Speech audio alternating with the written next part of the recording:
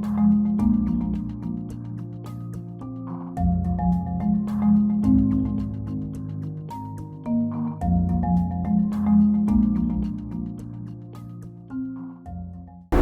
اللہ الرحمن الرحیم۔ السلام علیکم بچوں، آج کے لیکچر میں ہم لوگوں نے یہ پڑھنا ہے کہ انرجی کیا ہوتی ہے اور انرجی کی ٹائپس کے اوپر ہم بات کریں گے کہ انرجی کی کون کون سی ٹائپس ہیں اور ان سے ریلیٹڈ ان کے ایم ایس کیوز دیکھیں گے۔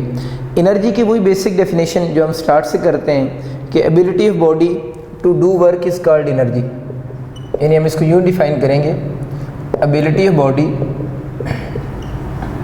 To do work. تو ability of body to do work is called energy. اور انرجی کے بارے میں یاد رکھنا ہے کہ انرجی کی کوئی بھی ٹائپ ہو وہ سب اسکیلر ہیں۔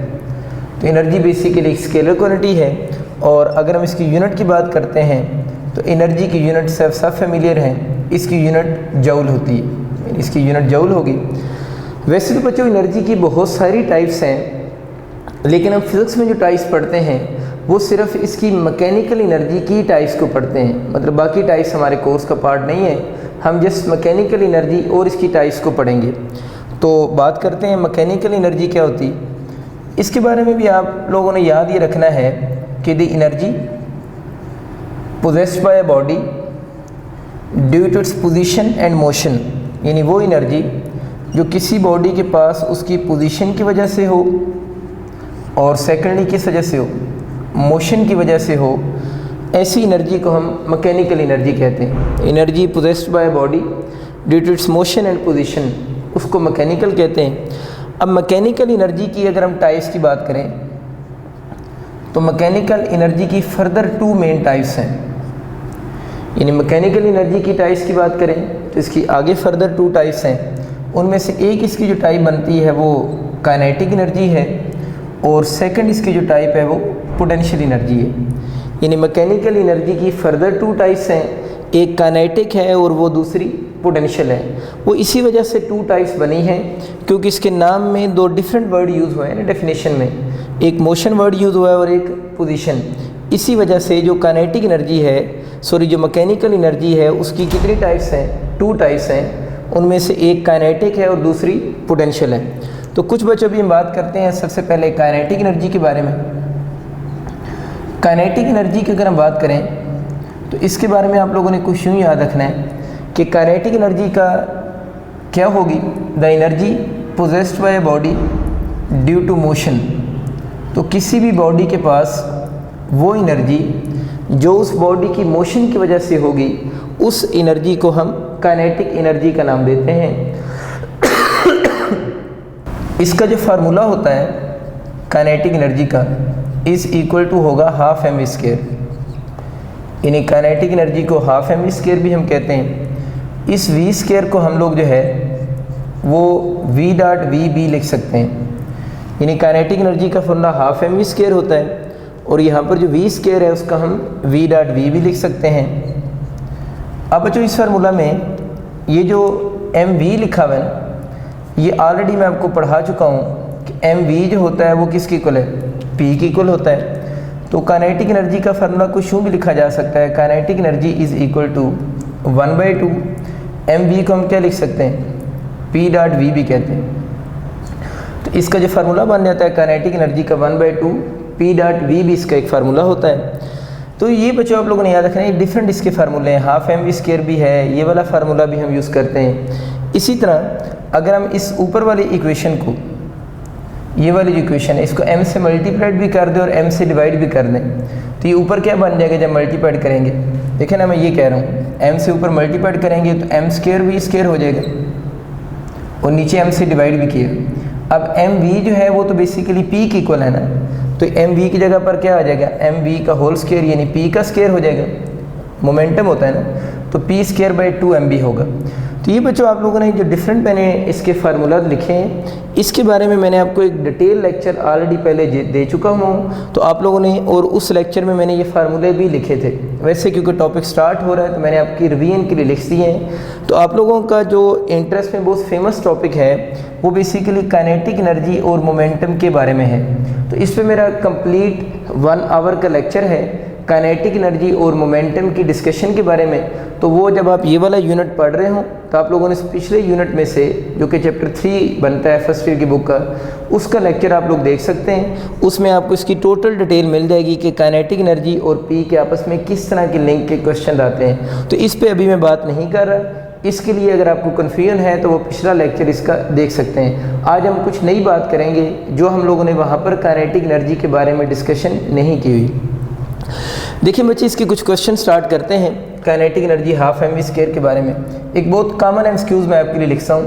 सपोज करें बच्चे, आपको एक बॉडी है, ये एक बॉडी है और ये बॉडी मूव कर रहा है और आपको क्वेश्चन में बता रहा है कि इस बॉडी की मास सपोज करें 500 ग्राम है। एक बॉडी है, उसकी मास 500 ग्राम है और उस बॉडी की इंस्टेंटेनियस वेलोसिटी जो हमें गिवन है वो 3I + 4J गिवन है। बॉडी की मास 500 ग्राम गिवन है, इनिशियल वेलोसिटी इसकी 3I + 4J गिवन है और क्वेश्चन में आपसे वो ये डिमांड कर रहा है कि जब बॉडी की इनिशियल वेलोसिटी द मोमेंट जब 3I + 4J है, उस वक्त आप लोगों ने उस बॉडी की काइनेटिक एनर्जी बतानी है। तो आप चाहें तो हम डिफरेंट ऑप्शन भी लिख सकते हैं। लेट्स इसके ऑप्शन आप यूँ लिख लें 6.25 जूल, बी ऑप्शन आप लिख लें 62.5 जूल, सी ऑप्शन आप लिख सकते हैं 6.25 × पावर 3 जूल और 62.5 × पावर 3 जूल। तो इस तरह आप इसके डिफरेंट ऑप्शन भी लिख सकते हैं। अब बच्चों में ये चीज़ तो पता है कि काइनेटिक एनर्जी का formula half M V square होता है। इसके लिए एम चाहिए और वी चाहिए। एम तो हमें गिवन है 500 ग्राम, अब हमें वी चाहिए। तो वहाँ पर तो वी जो हमें क्वेश्चन में गिवन है वो वेक्टर फॉर्म में गिवन है। तो फर्स्ट ऑफ ऑल बच्चे आप लोगों ने इसकी मैग्नीट्यूड बनानी है, यानी ये वाला वी जो आपको वेक्टर फॉर्म में गिवन है, यहाँ पर उसकी मैग्नीट्यूड यूज़ हो रही है। तो फर्स्ट ऑफ ऑल आप उसकी मैग्नीट्यूड बनाएंगे। मैग्नीट्यूड कैसे बनती है? आई के कोफिशिएंट का हम स्क्वायर करेंगे। आई का कोफिशिएंट यहाँ पर कौन सा है? 3 का स्क्वायर प्लस फिर जे के कोफिशिएंट का स्क्वायर कितना हो जाएगा? 4 का स्क्वायर हो जाएगा। तो आई के कोफिशिएंट का स्क्वायर प्लस जे के कोफिशिएंट का स्क्वायर और अंडर आ जाएगा। ये मैग्नीट्यूड कैलकुलेट करने का मेथड है। अब अगर हम इसको सॉल्व करेंगे तो 9 + 16 बहुत सिंपल, √25 और 5 के इक्वल हो जाएगा। तो यहाँ से हम इजीली उसकी स्पीड कैलकुलेट कर ली आप लोगों ने। अब आप इस फार्मूला में पुट करके काइनेटिक एनर्जी भी बना सकते हैं। देखते हैं क्या आंसर आता है काइनेटिक एनर्जी का। Kinetic energy is equal to होगी हाफ एम वी स्क्वायर। तो अब आप अगर इसमें वैल्यूज पुट करते हैं तो 1/2 मैथ्स आपको क्वेश्चन में कितनी गिवन है? 500 ग्राम है। ये बच्चों बात ज़रा ध्यान से देखनी। इसको किलोग्राम में कन्वर्ट करने के लिए आप 1000 से डिवाइड करोगे। 500 ग्राम है, किलोग्राम में कन्वर्ट करने के लिए 1000 से आप लोगों ने डिवाइड करना है। आगे किसका स्क्वायर लिखा हुआ है? वी का स्क्वायर। तो 5 का स्क्वायर डायरेक्ट मैं लिख रहा हूँ, कितना बन जाएगा? 25। तो अब इसको ज़रा सॉल्व करते हैं। 500 को 1000 से कैंसिल करें तो 2 बच गया। तो कितना आ गया? 25/4। देखें ना, अगर यहाँ 24 लिखा होता ऊपर तो हम इसको कैंसिल करते तो आंसर एग्जैक्ट 6 होता, लेकिन ये 24 से थोड़ा सा ज़्यादा है, 25 है, तो आंसर 6 पॉइंट समथिंग होगा। तो 6 पॉइंट समथिंग इन ऑप्शन में से कौन सा मैच कर रहा है? फिर आप लोगों का अल्फा ऑप्शन मैच कर रहा है। तो इस तरह आप इसको इजीली अटैम्प्ट कर सकते हैं। एक छोटी सी बात देखिए, अगर सपोज करें यहाँ पर 3I - 4J होता, यानी क्वेश्चन में होता है 3I - 4J होता, तो फिर अब इसका ऑप्शन क्या होता? देखिए वेक्टर के अंदर अगर आप प्लस या माइनस लगा भी रहे हैं तो उससे उस वेक्टर की मैग्नीट्यूड पे कोई इफ़ेक्ट नहीं होता। तो अगर किसी बच्चे को आइडिया नहीं है तो इस बात को दोबारा सुन लें कि अगर यहाँ प्लस या माइनस, इवन इधर भी माइनस लगा दें तो फिर भी आंसर इसका 5 ही रहेगा और इस क्वेश्चन का आंसर फिर भी अल्फा ही होगा। ऐसा क्यों हो रहा है? देखिए अगर यहाँ पर माइनस भी हो तो ये वाला अब यूँ समझिए जो प्लस लिखा हुआ है ये फार्मूला का प्लस है, और आप लोगों ने जो स्क्वायर लेना होता है वो जे के कोफिशिएंट का स्क्वायर लिखा हुआ है ना यहाँ पर। तो यहाँ पर जे का कोफिशिएंट इस केस में कितना है? -4 है। तो आप लोगों ने फिर उसको यहाँ पर माइनस लगा देना। तो देखिए -4 का स्क्वायर फिर कितना हो जाएगा? +16 हो जाएगा। तो आंसर तो सेम आया। या अगर आप ये कर लो कि अगर बच्चों में यहाँ पर भी माइनस लगा दूँ तो अब क्या फ़र्क पड़ेगा? अब भी वही बात है कि आप लोगों ने जो स्क्वायर करना होता है वो आई के कोफिशिएंट का स्क्वायर करेंगे। तो यहाँ पर इस 3 के साथ माइनस आ जाएगा। स्क्वायर जब उसका लेंगे तो फिर आंसर अगेन क्या आएगा? पॉजिटिव ही आंसर आएगा। तो इसका मतलब ये हुआ कि इसमें अगर प्लस माइनस लगा कर भी क्वेश्चन आ जाते हैं تو آپ کو کنفیوز ہونے کی کوئی ضرورت نہیں ہوتی. اور پریویس لیکچر میں نے بات کی تھی جس طرح اس کا آنسر 6.25 جول آ رہا ہے تو اس کا یہ کنورژن سم ٹائم ہو سکتی ہے. کائنیٹک انرجی جو ہے وہ 6.25 جول ہے نا, یہ ہو سکتا ہے سم ٹائم کہ وہ کیس کو ارج میں ریپرزینٹ کریں. تو آپ کو میں نے بتایا تھا کہ 1 جول جو ہوتا ہے سی جی ایس سسٹم میں وہ آپ کے پاس جو ہے اس کو آپ ارج میں ایزیلی کنورٹ کر سکتے ہیں. تو وہ آپ لوگوں نے اس کو ارج کی فارم میں بھی ریپرزینٹ کر سکتے ہیں اور 1 جول 10⁻7 ارج کی ایکول ہوتا ہے. تو اگر اسی آنسر کو میں ارج کی فارم میں لکھوں تو 6.25 انٹو 10⁻7 کس کی ایکول ہو جائے گا, ارج کی ایکول ہو جائے گا. اور ارج آپ کو بتایا تھا کہ سی جی ایس سسٹم میں انرجی کی یونٹ ہے. تو یہ جو جولز کے آنسر ہوتے ہیں وہ یوزلی اس نے ارج میں بھی کنورٹ کیے ہوتے ہیں. تو اس کنورژن کا آپ کو تھوڑا سا آئیڈیا ہونا چاہیے. اب بچوں کچھ اور ایم ایس کیوز دیکھتے ہیں جو کائنیٹک انرجی کے آپ کے آ سکتے ہیں. اس کے لیے آپ امیجن کریں کہ آپ کا کوئی ٹاور ہے, بہت سمپل ایم ایس کیوز. ایک ٹاور ہے اور یہ سپوز کریں گراؤنڈ ہے اور آپ اس ٹاور جو ہے وہاں سے 2 باڈیز کو ڈراپ کر رہے ہیں. یعنی ٹاور سے آپ لوگوں نے 2 باڈیز کو ڈراپ کیے, ایک کی ماس m ہے اور دوسرے باڈی کی ماس 4m ہے. یعنی دونوں کو سیم لیول سے ڈراپ کیا ہے, دونوں باڈیز نیچے آ رہے ہیں. اب وہ کہہ رہے ہیں کہ جب یہ دونوں باڈیز گراؤنڈ کے اوپر آ کر سٹرائک کریں گے تو ان دونوں باڈیز کی کائنیٹک انرجی کی ریشو بتاؤ. سپوز کرتے ہیں اس کی گراؤنڈ پہ کائنیٹک انرجی 1 ہے اور اس والے کی گراؤنڈ پہ کائنیٹک انرجی کی سمبل 2 ہے. اور کوشچن آپ کا یہ ہے کہ ان دونوں کی جو کائنیٹک انرجیز ہیں ان کی آپ لوگوں نے ریشو بتانی. یہ اس کا کوشچن ہے کہ دونوں باڈیز کی کائنیٹک انرجیز کی ریشو بتاؤ. دوبارہ کوشچن سن لیں. آپ لوگوں نے ایک ٹاور ہے, اس ٹاور کی ٹاپ سے 2 باڈیز کو ڈراپ کیا ہے. یعنی 2 باڈیز کو ڈراپ کیا ہے, ایک کی ماس m ہے ایک کی 4m ہے. جب یہ دونوں باڈیز گراؤنڈ کے اوپر آ کر سٹرائک کریں گی, اس باڈی کی کائنیٹک انرجی 1 سے شو ہو رہی ہے, اس کی 2 سے, تو دونوں باڈیز کی کائنیٹک انرجیز کی ریشو آپ لوگوں نے کیلکولیٹ کرنی ہے. آپ کو آپشن کچھ اس طرح کے گیون ہوں گے. لیٹ سے 4:1 ہے, 1:4 ہے, 1:1 ہے, یہ آپ لکھ سکتے ہیں 1:2 لکھ سکتے ہیں. اب اچھا دیکھیں اس کو ہم کیسے اٹیمپٹ کریں گے. دیکھیں ہمیں پتہ ہے جو کائنیٹک انرجی کا فارمولا ہوتا ہے بیسک فارمولا 12mv² ہے. اب ہمیں یہ چیز تو بچوں کلیئر ہو رہی ہے کہ ان دونوں باڈیز کی ماسز سیم نہیں ہیں. یعنی دونوں باڈیز ہیں, ان کی ماسز سیم نہیں ہیں تو ڈیفینیٹلی کائنیٹک انرجی سیم نہیں ہوگی. ایک ہنٹ ہمیں یہاں سے مل رہا ہے. دوسری بات یہاں پر جو ہے وہ کائنیٹک انرجی ساتھ میں v پہ ڈیپینڈ کر رہی ہے اور ان دونوں کی v کے بارے میں ہمارے پاس کوئی انفارمیشن نہیں ہے. تو جب تک بچوں ہم اس کی v کو سالو نہیں کر لیتے اس وقت تک ہم اس کی کائنیٹک انرجی کا جو آنسر ہے اس کو کریکٹ چوز نہیں کر سکتے جب تک ہمیں v کے بارے میں انفارمیشن نہ ہو. تو اب یہ دیکھتے ہیں کہ اس فارمولا میں v کو ہم کیسے کیلکولیٹ کریں گے. دیکھیں بچے اس نے کوشچن میں ورڈ یوز کیا ہے کہ ٹاور کی ٹاپ سے اس نے دونوں باڈیز کو ڈراپ کیا ہے. جب بھی کبھی آپ ڈراپ ورڈ دیکھیں اس کا مطلب ہوتا ہے کہ انیشیل ویلوسٹی 0 ہے. یعنی جب بھی ڈراپ ورڈ یوز ہوتا ہے, ڈراپ کا مطلب ہوتا ہے کہ باڈی کی جو انیشیل ویلوسٹی ہے وہ کس کی ایکول ہے, 0 کی ایکول ہے. اب اگر فرکشن کے بارے میں انفارمیشن نہیں گیون تو یہ انڈرسٹوڈ سی بات ہوتی ہے کہ آپ لوگوں نے فرکشن کو پھر کیا زیوم کرنا ہے, 0 زیوم کریں گے. تو اگر انیشیل ویلوسٹی 0 ہے, فرکشن بھی 0 ہے, تو اس کا مطلب یہ ہوا کہ پھر A جو ہوگا وہ کس کی ایکول ہوگا, G کی ایکول ہم لے لیں گے. اور یہ جو ساری کنڈیشنز ہیں یہ کمبائن ہو کر کس کی کنڈیشن بن گئی ہیں, فری فال کی کنڈیشن بن گئی ہیں. تو یہ آپ لوگوں نے یاد رکھنا ہے کہ جب بھی جنرل کوشچن آئیں ڈراپ کا ورڈ یوز ہو اس کا مطلب ہے انیشیل ویلوسٹی 0 ہے. اور فرکشن کے بارے میں جب کوئی انفارمیشن نہ گیون ہو تو ہم ایکسکیوز میں اس کو 0 کنسیڈر کرتے ہیں. جب یہ 2 باتیں میچ کر گئیں تو یہ انڈرسٹوڈ ہے پھر A = G ہوگا اور یہ تینوں کنڈیشن مل کر فری فال بن جائیں گی. اس کا مطلب یہ ہوا کہ یہ جو دونوں باڈیز ہیں M اور 4M یہ دونوں کیا کر رہے ہیں, فری فال کر رہے ہیں. میں نے آپ کو پریویس لیکچر میں بات ڈسکس کی تھی کہ اگر باڈی فری فال کرے, اگر کوئی بھی باڈی فری فال کرے تو فری فال میں اس باڈی کی جو سپیڈ کا فارمولا ہوتا ہے وہ √2gh ہوتا ہے. اس میں جو h لکھا ہوا ہے وہ جب باڈی نیچے فال کر رہا ہے نا تو اس باڈی کی کورڈ ہائٹ لکھی ہوئی ہے.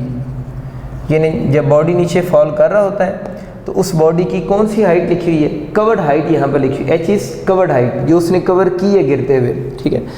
تو اب آپ نے دیکھنا یہ ہے کہ ان باڈیز کی سپیڈ کے اوپر اپلائی کرتے ہیں، اس کا مطلب کہ فری فال میں جو باڈی کی سپیڈ ہے وہ صرف کس پہ ڈپینڈ کرتی ہے؟ کورڈ ہائٹ پہ ڈپینڈ کرتی ہے، اور ہم کہہ سکتے ہیں فری فال میں جو سپیڈ ہوگی that speed not depend on, وہ سپیڈ جو ہے نہ تو باڈی کی ماس پہ ڈپینڈ کرتی ہے، نہ ہی باڈی کی شیپ پہ ڈپینڈ کرتی ہے، نہ ہی باڈی کے سائز پہ ڈپینڈ کرتی ہے، سائز میں ریڈیس، ٹھیک ہے نا، اور نہ ہی باڈی کی اورینٹیشن پہ ڈپینڈ کرتی ہے۔ مطلب ان سارے پیرامیٹر پہ جو سپیڈ ہے وہ ڈپینڈ نہیں کرتی۔ اورینٹیشن مین جس طرح یہ مارکر ہے نا، اگر میں اس کو یوں تھرو کروں تو ورٹیکل اورینٹیشن ہے، اگر یوں پھینکوں تو یہ اس کی ہاریزونٹل اورینٹیشن ہے۔ تو جب باڈی فری فال کر رہا ہوتا ہے اس کی سپیڈ ماس پہ، شیپ پہ، سائز پہ، یا سائز مین ریڈیس یا اس کی اورینٹیشن پہ ڈپینڈ نہیں کر رہی، تو وہ پھر کس پہ ڈپینڈ کر رہی ہے؟ وہ ایکسلریشن ڈیو ٹو گریوٹی کے ساتھ ساتھ کورڈ ہائٹ پہ کیا کر رہی ہے؟ ڈپینڈ کر رہی ہے۔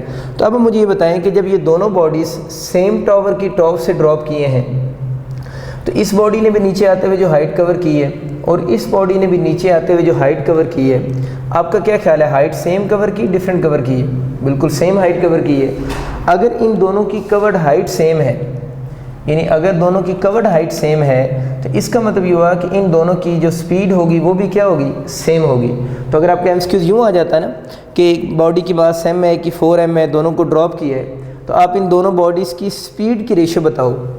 یعنی اگر آپ کا یہ کوشچن آ جاتا کہ ان دونوں باڈیز کی سپیڈ کی ریشو بتاؤ، تو پھر بچو اس کیس میں ان کی سپیڈ کے ریشو کا آپشن کیا ہوتا؟ 1:1 ہوتا، 1:2 ہوتا، 1:4 ہوتا، یا 4:1 ہوتا۔ تو بالکل آپ ٹھیک سوچ رہے ہیں، 1:1 ہوتا، کیونکہ یہ دونوں باڈیز ڈراپ ہوئے ہیں، اور اس کیس میں اس فارمولے سے سپیڈ کیلکولیٹ ہوگی۔ اگر دونوں کی کورڈ ہائٹ سیم ہے تو دونوں کی سپیڈ بھی کیا ہوگی؟ سیم ہوگی، اور کتنی ہوگی؟ 1:1۔ اگر اس کی ایگزیکٹ ویلیو کیلکولیٹ کرنا چاہیں تو ہمیں جیسی کیا چیز پتہ ہو، یہ کورڈ ہائٹ پتہ ہو، تو اس فارمولہ میں پٹ کر کے ہم ایگزیکٹ ویلیو سپیڈ بھی بتا سکتے ہیں۔ لیکن بچوں اب دیکھنا یہ کہ کائنیٹک انرجی سیم ہے یا نہیں ہے۔ سپیڈ تو سیم آ گئی، کائنیٹک انرجی ایم کے ساتھ ساتھ وی پہ بھی ڈپینڈ کر رہی ہے، تو وی تو اس کا مطلب سیم ہو گیا، کانسٹنٹ ہو گیا اس فارمولے میں۔ 2 ویسے اس فارمولے میں کیا ہے؟ کانسٹنٹ ہے، تو یہ دونوں چیزیں کانسٹنٹ ہوگی۔ تو اس کا مطلب کہ اس کیس میں جو باڈی کی کائنیٹک انرجی ہے وہ کائنیٹک انرجی ڈپینڈ کس پہ کر رہی ہے؟ میس پہ ڈپینڈ کر رہی ہے۔ مین جس کی میس زیادہ ہوگی اس کی کائنیٹک انرجی بھی کیا ہوگی؟ زیادہ ہوگی۔ تو جب یہ ہٹ کریں گے تو اگر ہم کائنیٹک انرجی کی ریشو کی بات کریں، first body over second body equal to direct relation ہے، تو فرسٹ باڈی جس کی کائنیٹک انرجی کو 1 بولا ہوا ہے اس کی ماس کتنی؟ m ہے، اور جس کو 2 کہا ہوا ہے اس کی ماس کتنی ہے؟ 4m ہے، تو m سے کینسل ہو جائے گا، تو ماس کی ریشو کائنیٹک انرجی کی ریشو کتنی بنے گی؟ 1:4 ہوگی۔ تو اس کا آپشن جو بنے گا پھر آپ لوگوں کے پاس بچے بیٹا آپشن ہوگا۔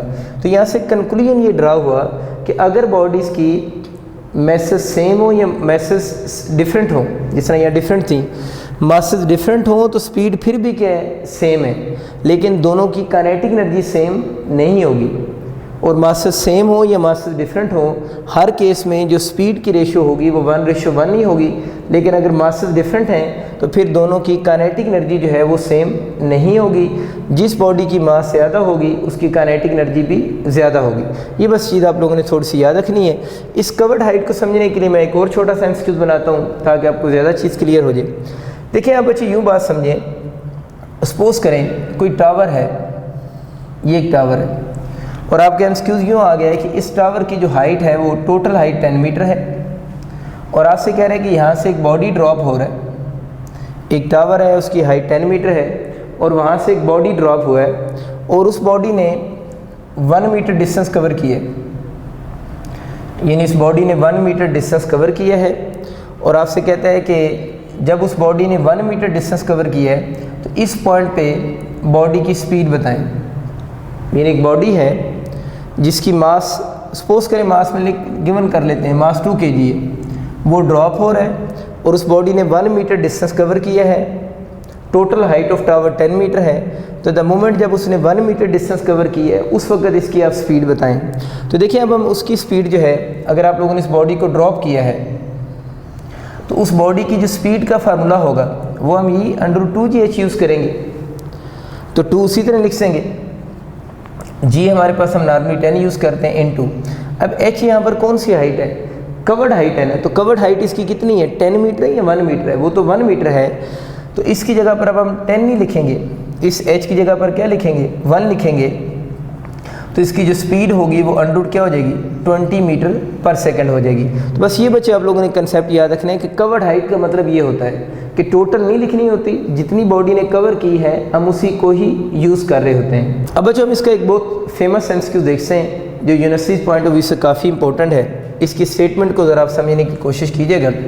सपोज़ करें, मैं इमेजिन कर रहा हूँ कि आपके पास एक बॉडी है, ये सपोज़ करें एक बॉडी है, इस बॉडी की जो मास है वो 2 किलोग्राम है, इन एक बॉडी है, उस बॉडी की जो मास है वो 2 किलोग्राम है, और इस बॉडी पर 2 फोर्सेस लग रही हैं और दोनों forces perpendicular to each other है।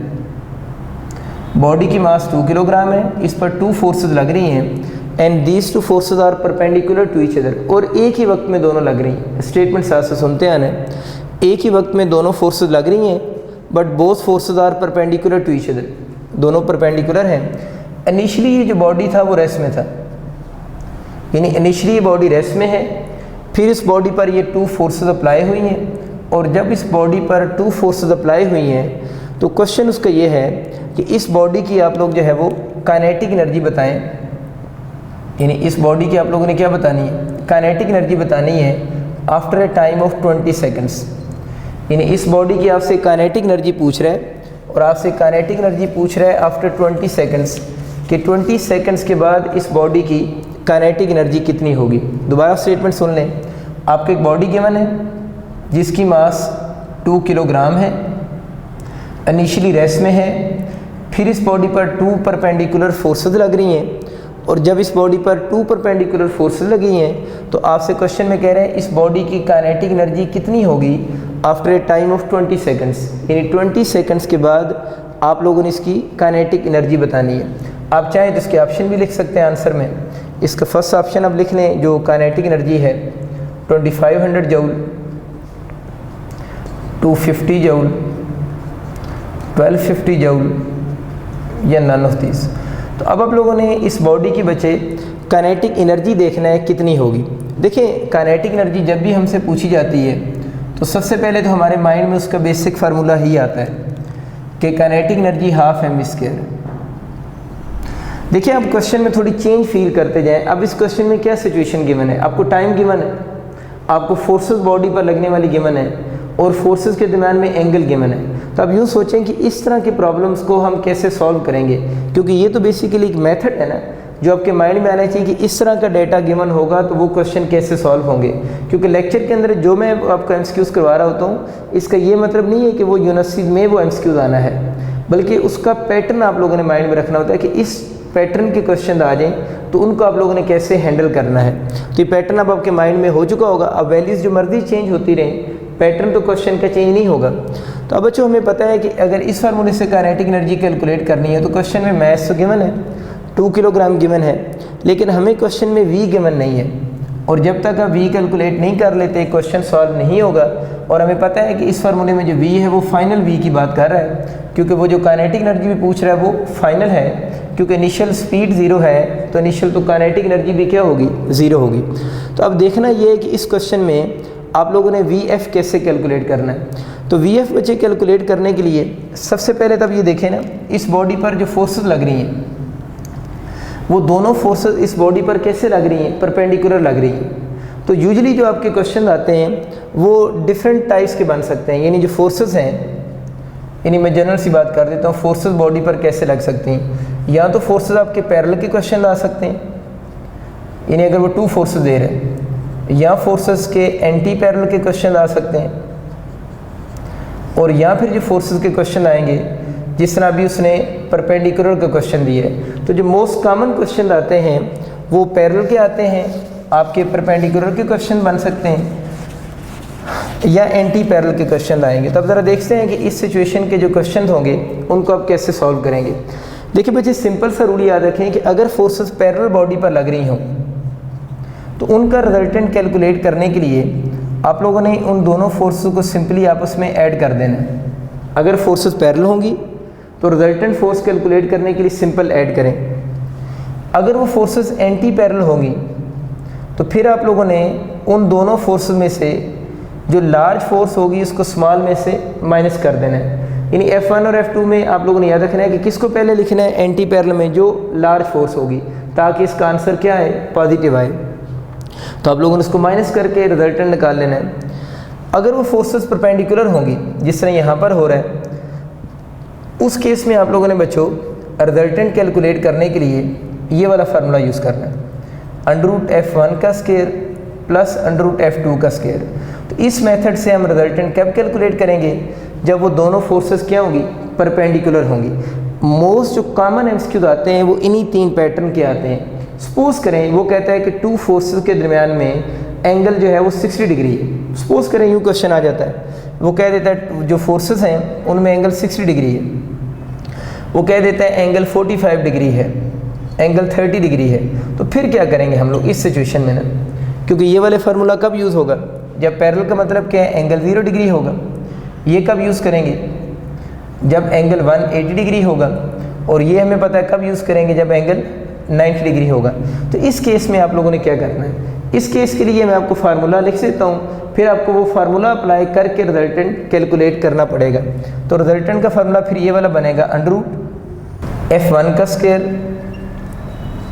प्लस F2 का स्क्वायर प्लस 2F1 F2 और cos थीटा होगा। लेकिन बहुत कम चांस होते हैं कि इतना लेंथी आपका एमसीक्यूज आ जाए ना, क्योंकि रिजल्टेंट जो आप लोगों ने यहाँ कैलकुलेट करना है वो इन्हीं से कैलकुलेट हो जाता है। लेकिन सपोज करें हर पेपर में 1-2 क्वेश्चन तो ऐसे होते हैं जो आपके टाइम ले रहे होते हैं, तो इससे कोई भी फार्मूला कैलकुलेट हो सकता है। और ये जो ऊपर फार्मूले मैंने तीनों लिखे हैं ना, वो मैंने इसी से प्रूव किए हैं। फॉर एग्जांपल अगर ये थीटा 90 पुट करूँ तो cos 90 पे 0, ये पूरी टर्म 0 होगी, तो F1 का स्क्वायर प्लस F2 का स्क्वायर। तो ये दोनों जो फार्मूले हैं ये भी इसी से मैंने प्रूव किए हैं। तो इसका मतलब ये हुआ कि अगर आपके बॉडी पर फोर्सेस लग रही हों, उन फोर्सेस में अब हमें समझ आ गया कोई भी एंगल गिवन हो तो अब हम उसका रिजल्टेंट कैलकुलेट करने के मेथड अंडरस्टैंड कर चुके हैं। तो ये काफ़ी बड़ा सेक्शन आप लोगों का सॉल्व हो गया। वैसे भी अगर इस सवाल से हट के भी क्वेश्चन आ जाता है, किसी बॉडी पर लगने वाली फोर्सेस आपको गिवन हो, उनकी मैग्नीट्यूड्स गिवन हो और फोर्सेस के दरम्यान में एंगल गिवन हो, तो अब हम उसका रिजल्टेंट सॉल्व कर सकते हैं। मतलब ये फोर्सेस का एक बहुत अच्छा एमसीक्यूज है। एक और बात जो छोटी सी साथ में याद रख लें कि अगर 2 फोर्सेस गिवन हो, अगर फोर्सेस का सवाल आ जाए और आपसे पूछे उनका मैक्सिमम रिजल्टेंट बताएं, तो मैक्सिमम रिजल्टेंट कब होगा, जब फोर्सेस आपस में पैरेलल होंगी। और मिनिमम रिजल्टेंट कब होगा, जब फोर्सेस आपस में क्या होंगी, एंटी पैरेलल होंगी। तो इस तरह के भी आपके क्वेश्चन आ सकते हैं, आप लोगों ने माइंड में रखना है। वापस आते हैं बच्चे अपने सवाल की तरफ। हमारी जो 2 फोर्सेस थी उनमें जो एंगल था वो कितने डिग्री है, 90 डिग्री एंगल है।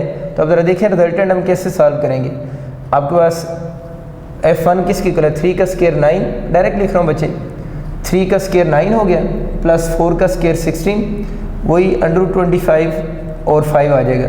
इसका मतलब ये कि आपका जो रिजल्टेंट इस केस में बना है फोर्स, वो कितने न्यूटन है, 5 न्यूटन रिजल्टेंट आ गया। चलें एक चीज़ तो कैलकुलेट होगी, रिजल्टेंट 5 न्यूटन है और हमें असल में VF की वैल्यू चाहिए, यानी VF की वैल्यू चाहिए। फोर्स आपके पास कैलकुलेट हो चुकी हुई है। तो अब ये काम करते हैं कि जब फोर्स कैलकुलेट हो गई है और अब हम एक्सेलरेशन बना लेते हैं, फिर वहाँ से VF इजीली कैलकुलेट हो जाएगा। लेकिन F = ma होता है और एक्सेलरेशन का फार्मूला आपको पता है, यहाँ से क्या बनेगा, A = F/m। F क्वेश्चन में 5 गिवन है और m आपको पता है क्वेश्चन में 2 गिवन है। तो चलें एक्सेलरेशन भी इस बॉडी का कैलकुलेट हो गया, 5/2 मीटर/सेकंड स्क्वायर। अब हमें क्या चाहिए, VF चाहिए। तो वही बेसिक फर्स्ट इक्वेशन मोशन लगाते हैं, VF = VI + AT। VF आपको चाहिए, VI तो क्वेश्चन में 0 है क्योंकि बॉडी इनिशियली रेस्ट में थी। A बच्चों में कितना गिवन है, 5/2 और जो टाइम है वो उसने 20 सेकंड बोला हुआ था कि बॉडी को जो टाइम लगा है वो कितने सेकंड है, 20 सेकंड है। इसको 2 को कैंसिल करें 20 से, तो इस केस में जो VF बनेगा वो इक्वल टू हो जाएगा 50 मीटर/सेकंड।